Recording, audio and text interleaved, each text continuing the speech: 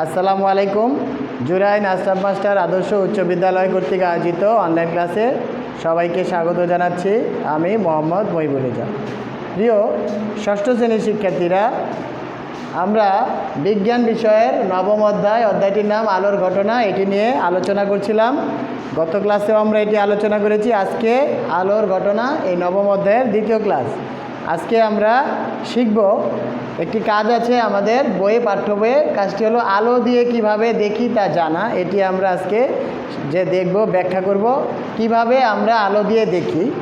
এবং এই কাজটি করার জন্য আমাদের কিছু প্রয়োজনীয় উপকরণ লাগবে। উপকরণগুলো কি? একটি কাঠের বাক্স, কাঠের বাক্স ছাড়া অন্য কোনো বাক্স নিলেও হবে, জুতার বাক্স নিলেও হবে।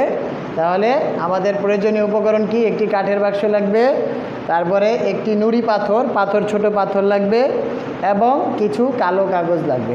ঠিক আছে? তাহলে আমরা প্রথমে কি করব? প্রথমে করব কি, একটি বাক্স নিব। এই বাক্সটাকে, এই বাক্সের ভিতর ভালো মতো, এই যে ভিতরগুলো আছে না, এগুলো কালো কাগজ দিয়ে মুড়ে দিব। মুড়ে দিয়ে তারপরে বাক্সের উপরে একটা ছিদ্র করব। আবার এই যে দেয়াল আছে, এই যে বাক্সের 4টা দেয়াল আছে, যে এই দেয়ালে একটা ছিদ্র করব। তাহলে কি করব? আমরা প্রথমে একটা বাক্স নিব, বাক্সের ভিতরটা ভালো মতো কালো কাগজ দিয়ে মুড়ে দিব। মুড়ে দিয়ে এরপর বাক্সের উপরে একটা ছিদ্র করব এবং এই দেয়ালে একটা, এই পাশের দেয়ালে একটা ছিদ্র করব। এখন এই বাক্সের ভিতরে আমরা করব কি, একটা পাথর রাখবো, একটা যে নুড়ি পাথরটা নিয়েছি সেটা রাখবো এই ছিদ্র বরাবর ভিতরে।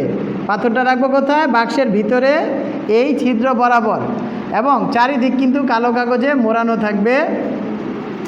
তারপর আমরা করব কি, এই পাথরটা বাক্সের ভিতরে রেখে তারপরে বাক্সটা বন্ধ করে দিব, এবং এই যে একটা ছিদ্র আছে এটাও আমরা একটা মোটা কাগজ দিয়ে লাগিয়ে দিব, এখানে জোড়া লাগিয়ে দিব, মানে ছিদ্রটা বন্ধ করে দিব। তারপর আমরা যদি উপর থেকে ভিতরে তাকাই, কি দেখতে পাবো? দেখা যাবে কি পাথরটি? কি দেখা যাবে না, কারণ পাথরটিকে আমরা এভাবে উপরের ছিদ্র দিয়ে, যদিও এই বরাবর পাথরটি ছিদ্র বরাবর বাক্সের ভিতরে রেখেছি, কিন্তু এই বাক্স ছিদ্র বরাবর যদি ভিতরে তাকাই, বাক্সটির ভিতরে আমরা নুড়ি পাথরটিকে দেখতে পাবো না। এখন আমরা কি করব? এই কাগজটিকে এখান থেকে সরিয়ে দেব। কাগজটিকে যদি এখান থেকে সরিয়ে দেই, তাহলে এই ছিদ্রটা কি হবে? উন্মুক্ত হয়ে যাবে, খোলা হয়ে যাবে। এখন যদি আমি আবার এই উপর দিয়ে, এই ছিদ্র দিয়ে যদি বাক্সটার ভিতরে তাকাই, এখন আমরা দেখতে পাবো কি, নুড়ি পাথরটিকে দেখা যাচ্ছে। এর কারণ কি? কারণ হলো, একটু আগে এর যে ছিদ্রপথ ছিল, এই ছিদ্রপথটি কাগজ দ্বারা বন্ধ ছিল, ফলে এর ভিতরে কি আলো প্রবেশ করতে পারে নাই, তার জন্য আমরা নুড়ি পাথরটিকে দেখতে পাইনি। আর এখন এই কাগজটিকে আমরা সরিয়ে দিয়েছি, ফলে এখন এই ছিদ্রপথ দিয়ে আলো ভিতরে প্রবেশ করছে। আলো ভিতরে প্রবেশ করে নুড়ি পাথরের উপর পড়ছে, ফলে আমরা উপরের ছিদ্র দিয়ে নুড়ি পাথরটিকে দেখতে পাচ্ছি। তাহলে এ থেকে আমরা কি সিদ্ধান্তে উপনীত হতে পারলাম? আমরা এই সিদ্ধান্তে উপনীত হতে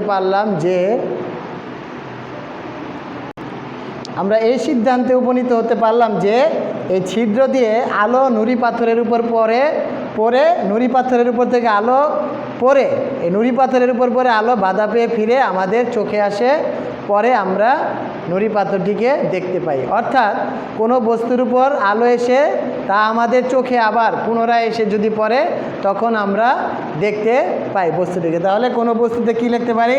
সিদ্ধান্ত হবে, কোনো বস্তুর উপর আলো পড়ে, কোনো বস্তুর উপর আলো পড়ে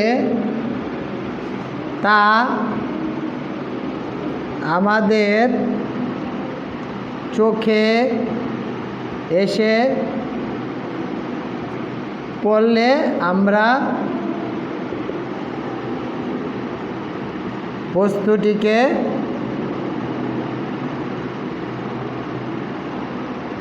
আমরা বস্তুটিকে দেখতে পাই। শিক্ষার্থীরা, তোমরা এই যে এখানে পদ্ধতি লেখা আছে কি কাজের ধারা অনুযায়ী বর্ণনা দিতে হবে।